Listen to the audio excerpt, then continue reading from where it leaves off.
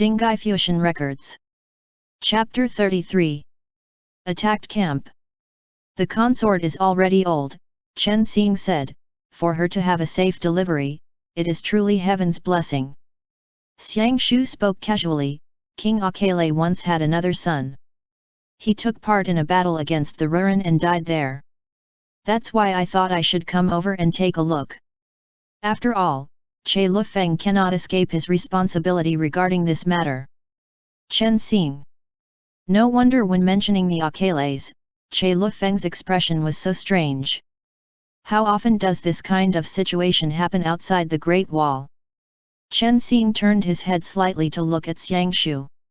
A lot, Xiang Shu said indifferently. It's even more fierce than the aggression between the Hus and the Hans in the south. There has always been infighting among the Hus outside the Great Wall. For the previous 10 or 20 years, it has always been either I kill you or you kill me. While everyone seems to be living in harmony inside the ancient Gle covenant, in reality, there are blood feuds between all the tribes.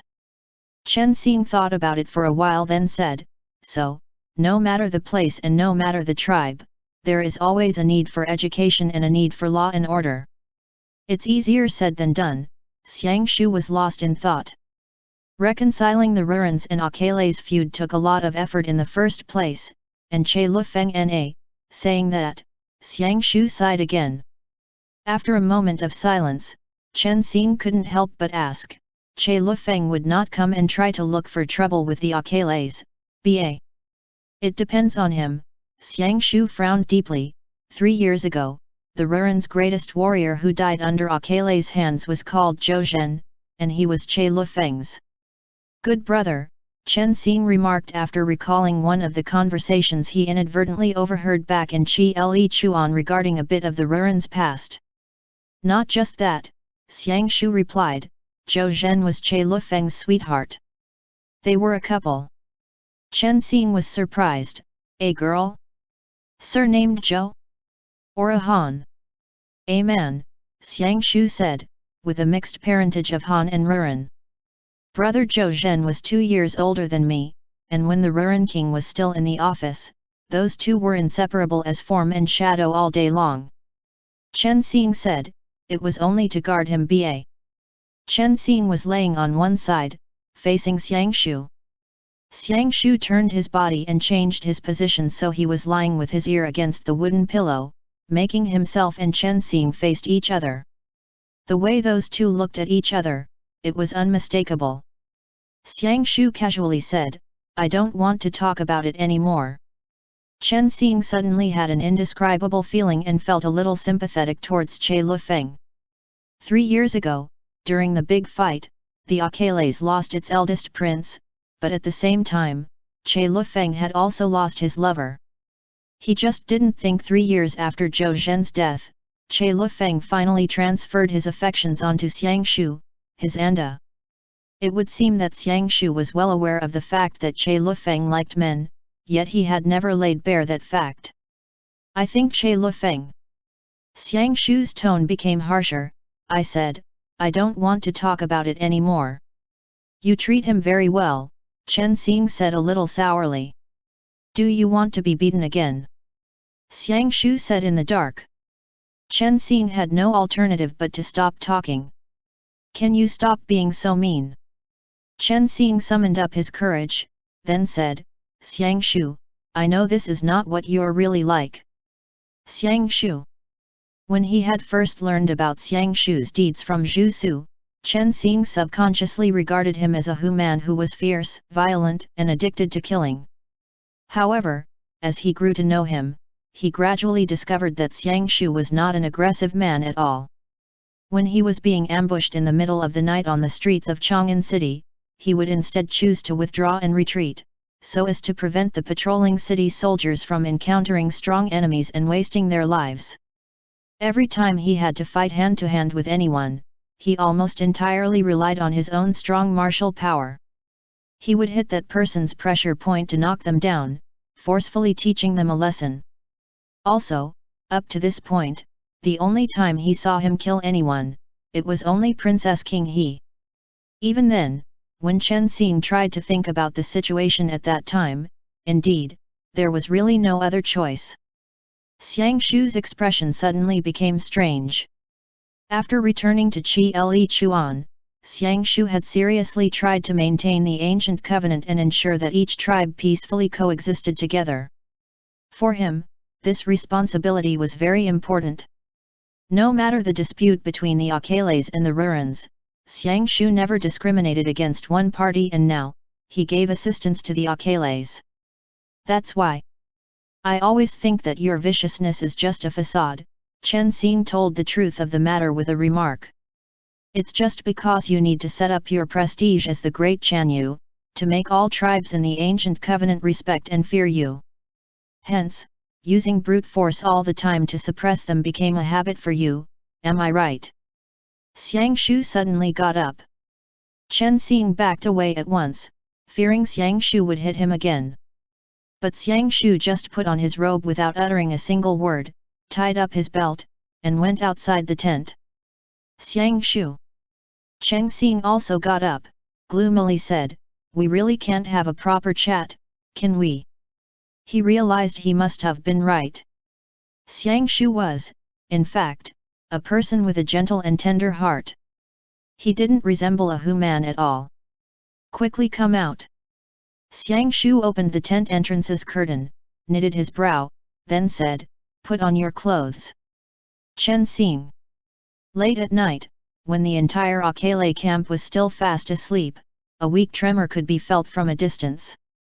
Xiang Shu was the first to detect the anomaly. He immediately put his sword on his back and rushed into King Akale's royal tent, shouting loudly in the Xiongnu language. Within a moment, almost all the people in the camp woke up. A whirlwind was blowing in the snowstorm during the fifth of the night watch periods. Chen Xing ran out in a daze.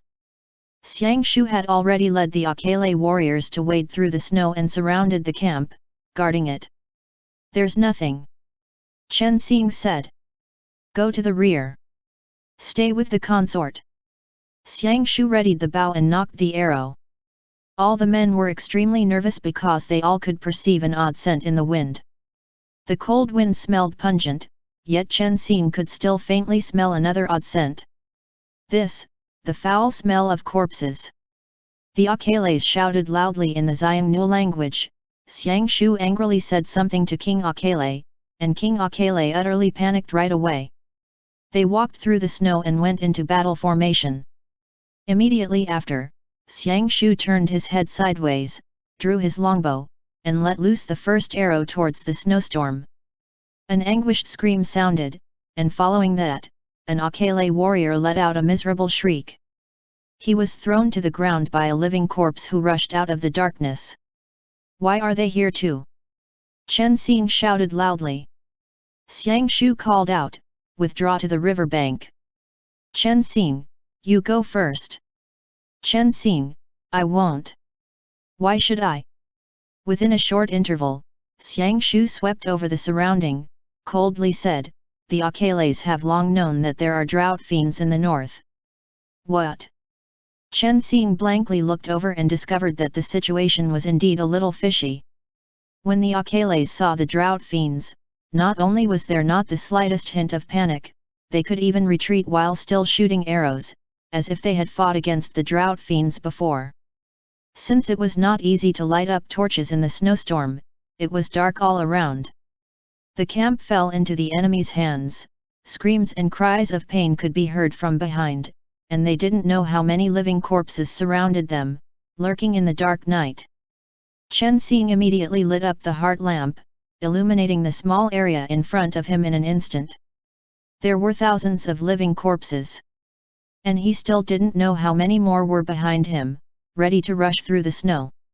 Luckily, because Xiang Shu had put his ear on the wooden pillow, he was able to detect the tremor in the ground.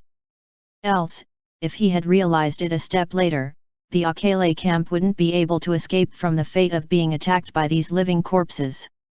A horn was blown from inside the camp, and the Xiongnu fled in succession.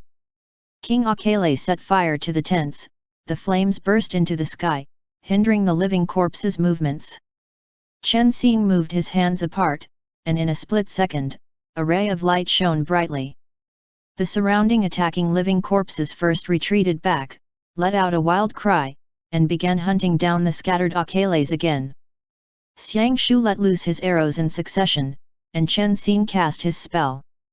Following that, just like pouring torrential rain, shining arrows went straight into the group of living corpses, clearing out the area in front of the two men. When his quiver was finally emptied, Xiang Shu grabbed his big sword off his back and swept through.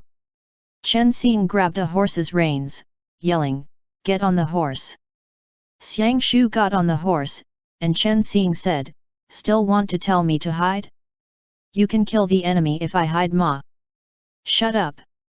Xiang Shu shouted, "Go rescue people! Come on!" Chen Xing controlled the horse. In the snowstorm, it was hard to see, and the Xiangnu horse's nature was fierce, so after being frightened, he went all over the place. Chen Xing said, "This horse doesn't listen to orders ah." Xiang Shu circled his left hand around Chen Xing's waist, grabbed the reins, then charged into the group of living corpses. The living corpses were chasing the Akales who were at the back of the retreating group. Seeing that the women and children of varying ages who were running on foot were going to be quickly overrun in a moment, Xiang Shu suddenly said, "Light!" Chen Xing put his hand on Xiang Shu's right hand that was holding the sword, trying his best to inject the heart lamp's light into it. A bright light suddenly burst out from the heavy sword, illuminating the dark night.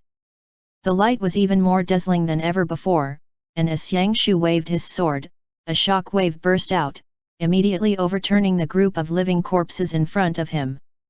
Xiang Shu suddenly reined in his horse, dismounting on the river bank. The Akales had already escaped to the Zaraskal riverside. Xiang Shu grabbed King Akale by the collar and angrily interrogated him, which made King Akale's face drained of all colors. "Chen Xing, what's going on? Let him go. The drought fiend groups are coming again." Xiang Shu had to let King Akale go. He picked up a rope, carried it on his shoulder, then pointed to his back, hinting to hurry up and cross the river. Chen Xing, who was beside Xiang Shu, formed a circle with both of his hands, then began to cast spells, releasing the heart lamp. Suddenly, from the south bank of Zaraskal River, a shout in the Tile language could be heard. "The reinforcements are coming." Chen Xing said, "Do we still fight?" Xiang Shu said, "Withdraw." Shortly afterwards, he immediately tied one end of the rope around his waist and threw the other end to Chen Xing. "The time for your revenge has come." Xiang Shu spoke, "Just let it go if you want to mess with me." Chen Xing held the rope with baffled written all over his face. The Akales withdrew across the frozen river in succession, and the living corpses skidded on the ice, chasing after them. Chen Xing retreated to the south bank and saw Xiang Shu run several steps. With one foot on the rock on the bank, he pulled out his heavy sword, turning over his body first before turning back in, swinging over the heavy sword using all his strength in the process and smashing the ice forcefully. The loud sound made Chen Xing's eardrums ring and hurt. In a split second, the surface of the ice cracked like a cobweb, then burst into pieces. The water gushed forth, shooting out water arrows and blocking the living corpse's way. Chen Xing immediately grabbed the rope and madly pulled on it. He dragged up Xiang Shu, who had fallen into the ice water, and shouted, "You're insane!" Xiang Shu rattled out of the water while showing a merciless, barbarian-like smile. The two turned their heads to the water and saw those unstoppable living corpses had fallen into the water one after another. They still weren't sure how many were left on the north bank, but then they saw a living corpse with a height almost reaching 9 chi by the river. The corpse was draped in Xiangnu leather armor and was holding a scimitar in his hand. It would seem he was the leader of the living corpses. Chen Xing. Both the Teals and Xiannus who were told to come to provide support with horses and carriages had already arrived, and with the whole Akale tribe in tow, they all withdrew southward. In no time, the snowstorm covered up the area, obstructing their line of sight. "Why are the drought fiends here too?" When he suddenly caught sight of the drought fiends, Chen Xing's heart seemed to have skipped a beat. Just a moment after Xiang Shu had fallen into the water, his hair and eyebrows became covered with bits of ice. Chen Xing was unable to ask about the Akales anymore. At top speed, he put Xiang Shu in the carriage at the end of the line and said, "Go back to Qi Le Chuan." Xiang Shu took a deep breath, yet he was unable to stop the shivering. Chen Xing quickly threw away Xiang Shu's soaked fur coat before tearing off his clothes and then wiping down his body first. Chen Xing then took off his own outer robe, but having second thoughts, he also shed off his inner clothes. Wearing only his underpants, he lifted a blanket and squeezed into Xiang Shu's bosom, wrapping them both in it. Xiang Shu immediately embraced Chen Xing, burying his head into his shoulder. Chen Xing wailed, "God! So cold ah!" Xiang Shu's skin was cold beyond compare, he might as well be frozen stiff. Chen Xing's body, however, was warm, and being embraced by Xiang Shu like that, he had no choice but to bear with it. "Who?" Xiang Shu slowly took a breath. Chen Xing continuously stroked his chest to protect his heart pulse while Xiang Shu kept breathing in and out. After a short period of time, he recovered, his whole body slowly warming up. Chen Xing touched the back of Xiang Shu's shoulders while leaning his cheek on Xiang Shu's chest. The cold wind outside of the open carriage was blowing violently. Chen Xing once again felt Xiang Shu's eyelashes that still had some shards of ice left on them, thinking to himself, "This guy's eyelashes are so long, just like a girl's." Xiang Shu let go of Chen Xing not a moment later while saying, "All right, I'll survive." Expressionless, Chen Xing answered, "I really should have taken advantage of when you had still been frozen stiff a moment ago to beat you up for revenge." "Xiang Shu, then beat me now? I won't retaliate." Chen Xing said, "You really won't fight back?" "Xiang Shu, now I won't, but when we reach Qi Le Chuan, I'll retaliate." Chen Xing. Chen Xing poked his head out of the blanket and peeked outside. He looked at the group of carriages ahead and asked, "Why exactly are there drought fiends in this place?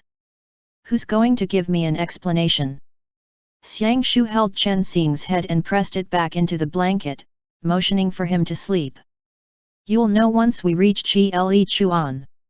After moving for nearly 4 shishan, the group of carriages finally arrived in Qi Le Chuan. After Xiang Shu got out of the carriage, the first thing he did was to clutch King Akele's robe, dragging him inside the royal tent and then commanding all the tribal chiefs of the ancient covenant to come and attend a meeting. On the northern side of Qi Le Chuan, as if they were to face a great enemy, every tribe cavalry assembled outside the plain while sending out more troops to patrol at the same time. The anti-cavalry barriers were pushed out. Amidst the violent snow, the archers had their quivers ready on their backs as they held lit torches, laying in ambush in front of the camp, while the scouts were all dispatched to investigate the movements along Zarisgal River. Inside the tent, they were having a quarrel so big it could even overturn the sky. The tribal chiefs were each on a different page. They weren't able to communicate with one another, questioning and cursing over and over again in equal measure.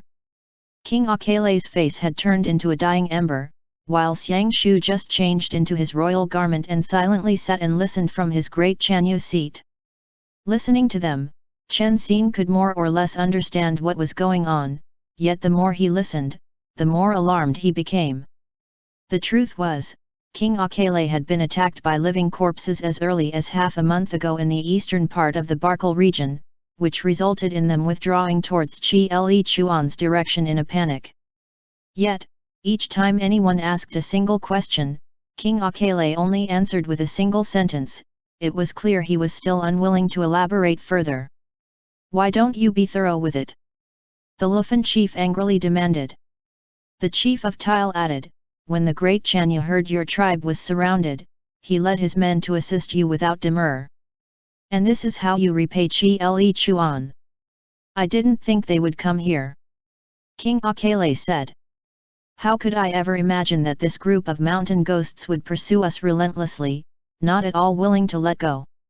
Che Lufeng, his face red and swollen after being hit by Xiang Shu, rejoiced in his misfortune and sneered several times. Xiang Shu gave him a threatening look, telling him not to be unruly. Chen Xing used the Han language to ask, King Akele, since you've known about it since the beginning, then tell me, the appearance of this group of living corpses must have something to do with you. If you don't make it clear now, when they come back again later, how are we going to deal with them then? Everyone just stared blankly at this question. Since no one understood the Han language, Xiang Shu had to go over and translated it for them. King Akele said, Are you a mage from the Central Plains? You must have a way to handle them. Xiang Shu snarled, Impudent! King Akele trembled at once. He was already both anxious and scared at first, and now, no words could even come out of his mouth. Chen Xing practically felt as if his head was going to explode at any moment. He wasn't familiar with this barbarian language, and their way of speaking also made no sense to him. They were exactly like chickens speaking with ducks, unable to communicate at all. I'll talk ba, the consort, who was sitting on one side of the tent, spoke in a soft voice.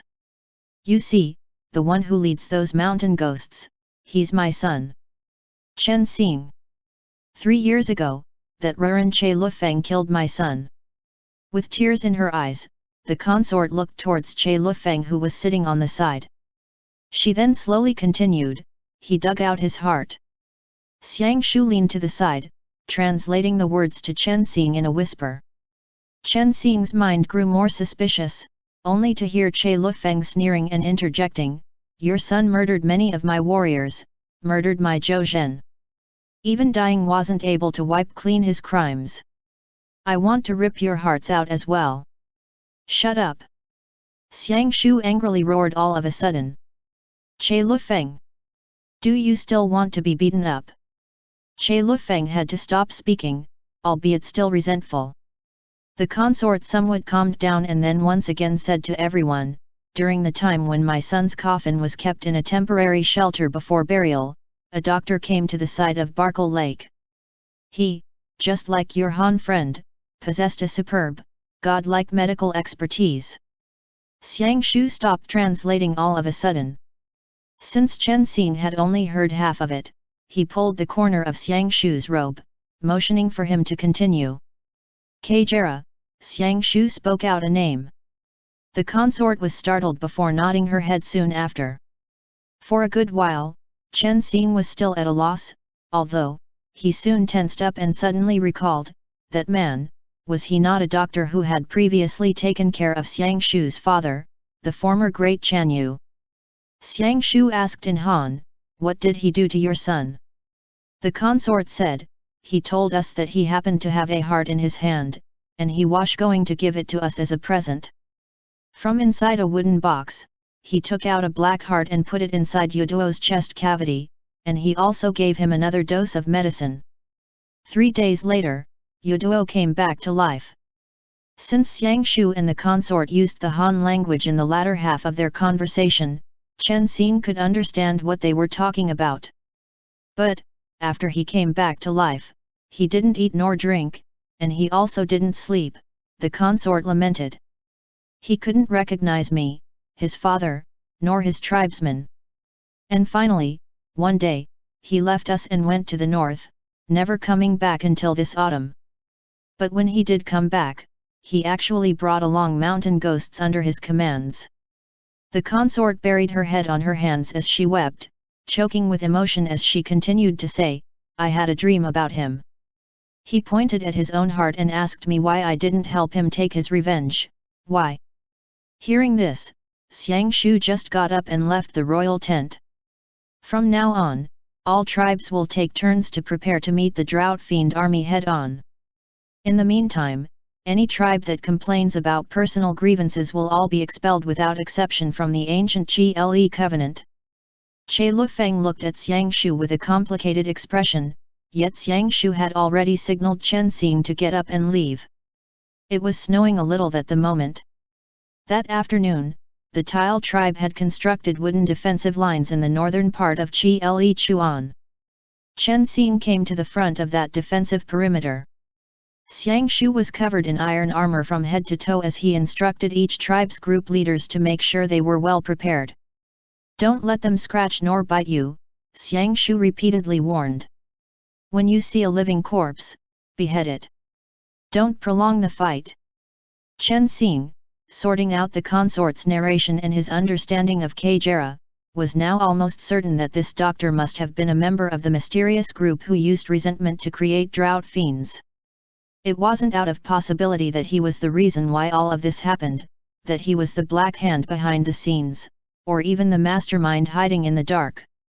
He had gone outside the Great Wall 3 years ago, first turning the prince of the Akele tribe into a living corpse, before giving the former Great Chanyu a special drug while on his way to the south. Yuduo was the same as your father, Chen Xing muttered. They all turned into living corpses.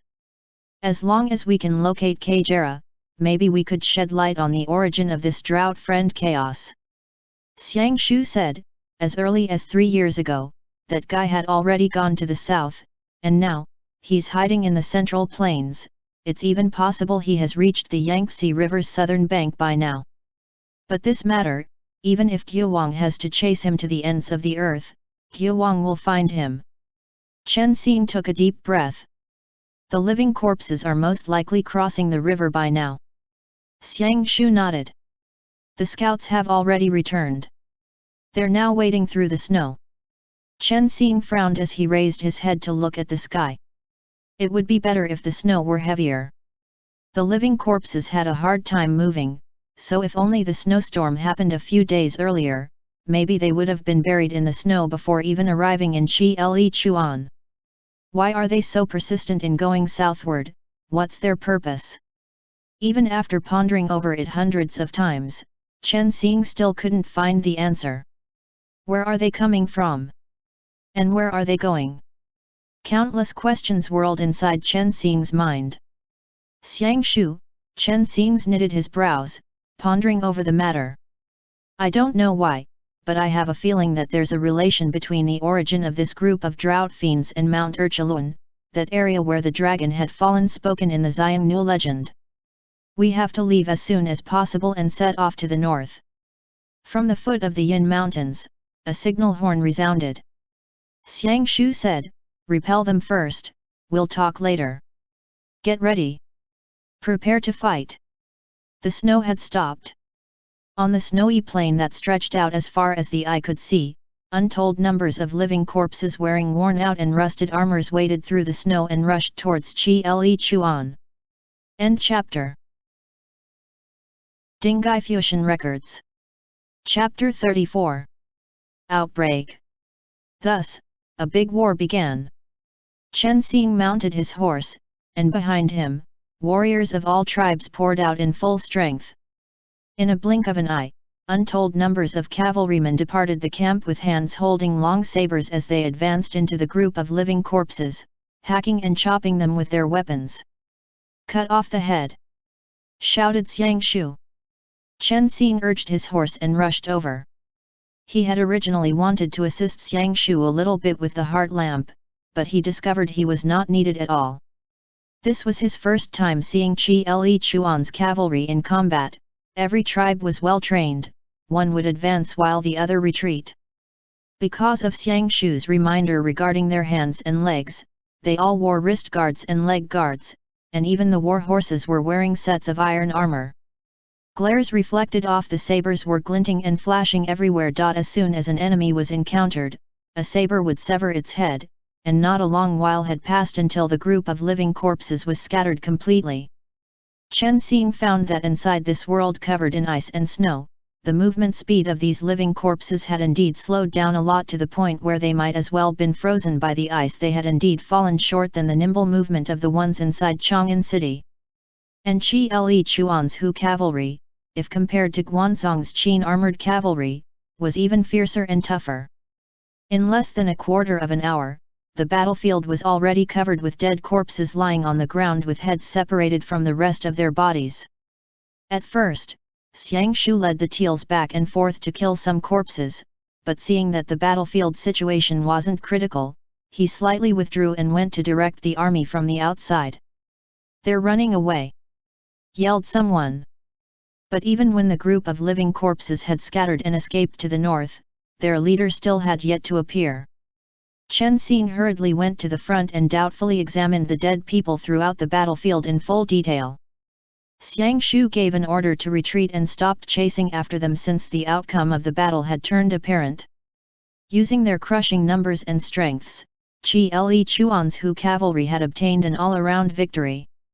It was at this time that Che Lufeng arrived at the battlefield bringing along the Ruren's troops. Too late, it's over. Xiang Shu took off his helmet and threw it to the ground. Che Lufeng was riding his horse as he overlooked the dead bodies. Xiang Shu once again spoke, "Let your troops gather the corpses, put them in the same place, then burn them all. Don't touch them." Chen Xing waved his hand to hint that it didn't matter and began inspecting one of the corpses. Xiang Shu took off a glove made of steel wire and threw it to Chen Xing. Chen Xing put that glove, which weighed several jin, on his hand before turning over the headless corpse. He then took off the corpse's breastplate, then examined it carefully in the shade. Unlike the drought fiends in Chang'an, which, for the most part, had been a combination of the Hu and the Han common people, these corpses outside the Great Wall were all Hus, and nearly all of them were warriors. Are they implementing the idea of using materials at hand? Have you seen this kind of armor before? Chen Xing asked. Xiang Shu only frowned and didn't reply. King Akele came along with some warriors and said some sentences to Xiang Shu. They took the armor and began to discuss it. "Xiang Nu armor," said Xiang Shu. "These reanimated living corpses, they are all Xiang Nu warriors who died hundreds to 20 years ago." Chen Xing put down the breastplate and became even more suspicious. Where were these people originally buried after their deaths? "In Karasha," Xiang Shu replied. That place was once the Xiang's burial ground. Chen Xing connected the dots with what the consort had said. That time, although the Akele prince, Yuduo, had returned from the dead, he still departed from his tribe and went further north not long after that. Several years later, when he once again returned, he brought thousands of Xiangnu dead warriors with him. The answer was almost at hand. In Mount Karasha, something must have happened. They all dismounted and turned to the camp. On the side of Qi Le Chuan, the beheaded living corpses' skulls and bodies were placed separately, piling up into a small hill, with firewood stack underneath a lump of lard covering its top. Xiang Shu took the torch and ignited the firewood stack. The resulting fire immediately soared and rose up to the sky, swallowing the stack of corpses.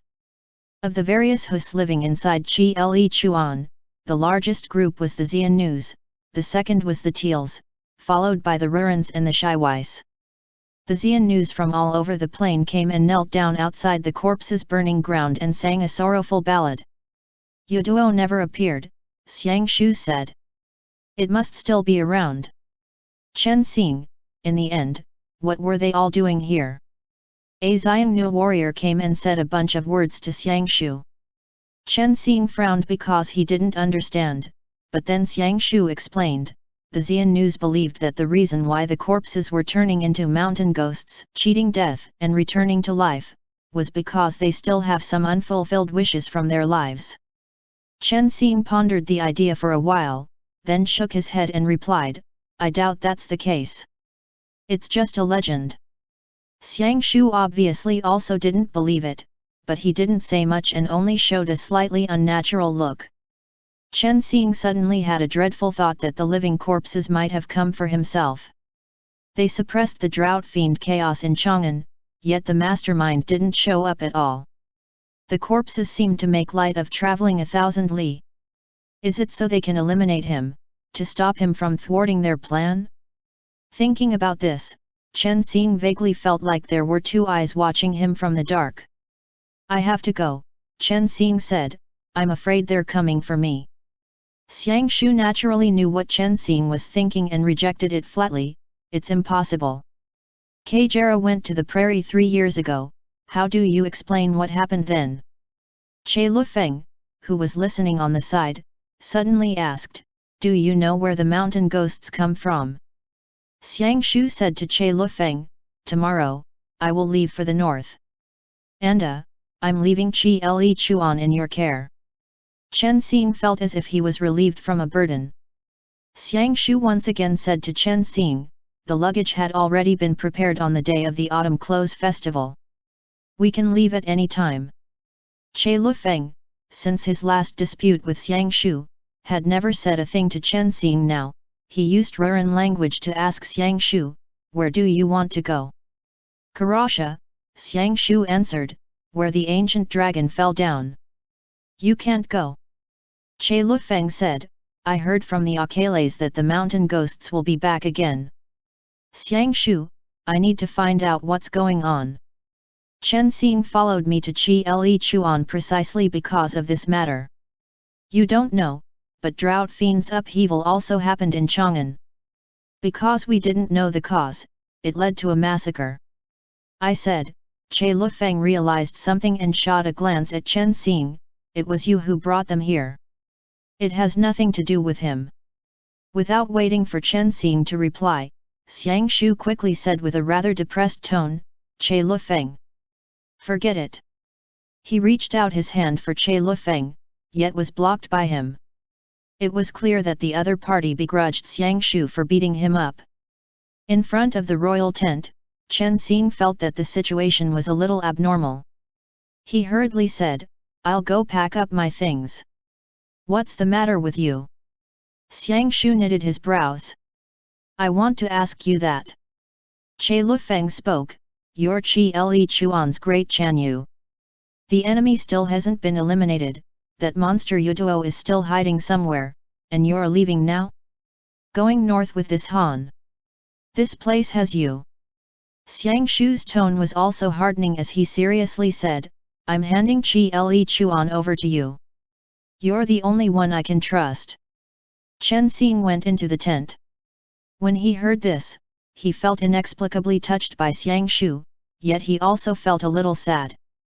Maybe what he had once imagined was also this kind of life and death friendship. Che Lufeng said, I'm not the great Chanyu. I don't care what happens here. Xiang Shu sighed tiredly, looking at Che Lufeng. Are you a child? Xiang Shu frowned deeply and looked patiently at Che Lufeng. You've changed, Che Lufeng said, and you've changed. You went into the Central Plains a year ago and vanished without a trace. Then, you came back with this shady hand dog, and now you're head over heels for him. This is improper even for the great Chanyu, right? Xiang Shu, you. Who the hell are you calling a Han dog? Chen Xing was finally at the end of his patience. He threw down the medicine box, grabbed a longbow from the royal tent, readied the bow and nocked an arrow, went outside the tent, drew the longbow, pointed it at Che Lufeng, and snarled, Han dog? This Han dog saved your life. Is this how you treat a benefactor who saved your life? You ruin. You trash. You're worse than a dog. Chen Xing, in the end, had had enough, and it was more than he could bear. These days during his stay in Qi Le Chuan, he had always tried to be patient and accommodating. As a guest, he was unwilling to argue with Che Lufeng and usually pretended not to see his jealous eyes. But this time, he finally exploded and didn't want to tolerate Che Lufeng anymore. The arrow was pointing at Che Lufeng. Silence reigned outside the royal tent, snow fell once again, and snow crystals fluttered about, flying back and forth around the place. Some snowflakes fell on the arrow. Xiang Shu extended his hand and pressed down Chen Xing's bow and arrow. Chen Xing trembled in anger and put down his bow and arrow. Instead, Che Lufeng laughed and stood up, then said, Come. Shall we go outside to the plains and compete in equestrian archery to determine who will win and who will lose? One man gets 3 arrows, a fight of life and death. You dare or not, little Han? Speaking of equestrian archery, how could Chen Xing be Che Lufeng's opponent? If they were to meet face to face, he would be shot to death. Xiang Shu said angrily, Che Lufeng. If you keep making such a fuss, don't blame me for being angry. Wait. A woman's voice said, "I'll go in his place for your fight of life and death." Unexpectedly, it was the Akele's consort. Chen Xing. King Akele and the consort had arrived in front of Xiang Shu's royal tent and had seen Che Lufeng's and Chen Xing's confrontation. The consort said, "The divine doctor saved me and my son's life so that Yuduo who died in your hands could have a younger brother, and the Akele's have an offspring to inherit the tribe. I'll take your challenge and act as a substitute for the divine doctor. Che Lufeng, do you dare or not?" Chen Xing hurriedly said, "Hold on, I haven't accepted his challenge yet. Not to mention that the consort should be resting at home for at least a month, protecting her body following childbirth." Looking at Xiang Shu, it was also impossible for him to respond to Che Lufeng's challenge. In fact, he wasn't worried about losing his life since his archery skill had always been shoot there hit there. But if by any chance he wasn't careful and shot Che Lufeng off the horse, he was still the one who had to treat his injury in the end. Was it not just giving himself more trouble? Sure enough, Xiang Shu taunted, "And don't underestimate this Han. I have seen him use a crossbow with great precision, shooting down a fully armored Han general." Che Lufeng said in anger, "Come on. You accept or not?" Xiang Shu waved his hand, coldly said, "He won't accept. If you truly want to, why don't you compete with him on saving human lives?" Che Lufeng sneered, "Compete with a doctor to save people? How could I ever compete?" Xiang Shu, "So? You want to put a doctor on a horse to compete with a warrior like you on equestrian archery? Do you really want to be this shameless?" With a sneer on the corners of his mouth, Xiang Shu dissolved the tense atmosphere. Chen Xing hatefully put away his bow, turned around, and entered the royal tent. Xiang Shu then motioned for everyone to follow him. Che Lufeng frowned, "What are you doing?" Xiang Shu took Che Lufeng, along with King Akele and the consort, and also every tribe's cavalry leader who had also arrived, to discuss some matters. Before leaving, he once again looked at Chen Xing, "I'll be back in the evening." Chen Xing said in his heart, "Get lost ba, all of you just get lost." Then, he sullenly sat inside the tent, spread out his hands and feet, and lay down on the ground, feeling rather bad in his heart. By the time it was dark, Xiang Shu still hadn't returned. Someone came and delivered the meal, saying, "The great Chanyu is still discussing some matters and asks you to wait a bit more." "Got it," Chen Xing said in a bad mood. He already knew that Chi Le Chuan had dispatched cavalry and scouts to cover every area in order to search for Yuduo's whereabouts, and that they were discussing what to be done regarding this matter, maybe getting into a quarrel again in the process. Xiang Shu most likely had to find Yuduo and burn him first before feeling at ease to accompany him to investigate the north. Yet the more he delayed, the colder the weather would become. He also didn't know what kinds of events were going to happen next. Hearing what was said this afternoon, Chen Xing couldn't help but feel rather bad. These days, he thought Xiang Shu didn't want to be his protector, and in fact, it was impossible for him to be one. He was the great Chanyu, Chi Le Chuan's 300,000 warriors and common people all respected him.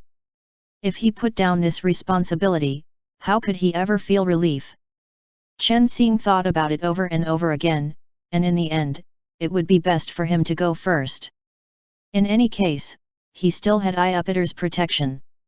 Even with the 200,000 Qin army outside Xiangyang city, when he said he will break through, he indeed broke through. Taking with him a map and enough supplies, at most, he was just going to be cold. Thus, Chen Xing simply packed up some medicine, took a longbow, and put it on his back. He didn't bring any money with him. After all, a place without people also had no use of money. Outside the royal tent, the horse he had purchased had already been loaded with rations and lard, and also with flint and wool. When he turned around, he saw King Akele standing in the dark with his horse. "Ah!" Chen Xing was scared out of his wits and said, "It's pitch black here, why are you standing there, scaring a man? King Akele said a few sentences in Xiangnu and used some gestures to talk to Chen Xing. Chen Xing was puzzled. King Akele mounted his horse and motioned for Chen Xing to follow him. Chen Xing. Northern side of Chi Chuan, outside the Akele's camp. The consort had prepared 3 riderless horses. She placed one of the reins into Chen Xing's hands and said, "That small horse of yours isn't able to stand the ruthless cold and will fall into the snow in 3 days. Ride this one instead, this riderless horse has everything ready." Chen Xing said, "What's wrong? I'm not trying to find you duo." The consort said, "I know. You're going to the north, right? Let this old man lead the way, having a person to keep you company on the way is also good. Wear these clothes. Additionally, this horse was given to me by Xiang Yin a long time ago. It's already 2 years old, an old horse, but still runs well. As the saying goes, an old horse knows the way, so you don't need to be afraid of getting lost when you return. Take this too." Here, she handed over a dagger to Chen Xing. Chen Xing. Chen Xing looked at the consort, and then at King Akele. The descendants of the ancient Xiangnu who had prepared all their supplies, no matter the age, all went out one after another and bowed down to Chen Xing and King Akele. The consort said, "Go ba, you will certainly come back safe and sound." Jie. King Akele, a big cloak covering his whole body, was the first to leave Chi Chuan. Chen Xing's eyes became moist. He shook the horse's reins then followed him out. He turned his head and shouted, "Thank you," and saw that the consort was standing in the snow, leading the people to bid farewell to the 2 men. Snowflakes came down, and soon enough, Chi Chuan was gently blanketed in a vast snowstorm. The distance to Barkle Great Lake was 400 li. First, towards the north, they had to cross the Zaraskal River. After that, according to the map, they had to turn to the east and pass through an ancient city with moat. Then, after turning again towards the north, they had to run again for another 600 li. As long as they didn't go in the wrong direction, they would reach Karasha by then. After the snowstorm, the road had piled up with snow, so it was difficult to walk on and slowed down the horses' speed. Luckily, the heavens pitied them, and there hadn't been any more snowstorm covering the sky and obstructing the sun. After crossing the Zaraskal River, the weather cleared up, and the winter sun shone brightly. Furthermore, on the white and vast expanse of the snow, wild foxes were preying on birds. It was obvious that King Akele was very familiar with the wilderness. His clan was well known for taming and raising horses. He also remembered the terrain very clearly, knowing by heart where to go and where not to go. Chen Xing wasn't really familiar with his language and at first, he feared that this old man, who was already more than 50 years old, wasn't able to support himself. He didn't expect that the other party's physical capability was a lot better than his own, and on the road, he often gave him game to be eaten. A few days later, they finally arrived at their first stop. They stood facing a desolate city, half buried in the wind and snow, with a few star-like lanterns lighting up from inside the city. "I can't believe anyone lives here." Chen Xing was shocked. After coming to the land beyond the Great Wall, this was the second time he saw a gathering place after Chi Chuan. He asked King Akele, "What is this place?" Karakoram, King Akele understood and explained. Chen Xing followed King Akele to go inside the city, looked around, and saw that despite covering a considerably large area, there were only a few hundred small families in the city. Then, he caught sight of a monument in the middle of the city, and written in both Han script and Xiangnu language, was the name of the city, Longcheng. It was more than 400 years ago since Wei Qing raided the Xiangnu's home. It was once a place for the Xiangnu to worship dragons, and also where all of the division's annual meetings had been located. After Wei Qing destroyed Longcheng, this place quickly degraded from greatly flourishing to rapidly declining. The Xiannus one after another moved to Chi Chuan, leaving only merchants and elders in the city wall to live here temporarily and get through the winter. End chapter.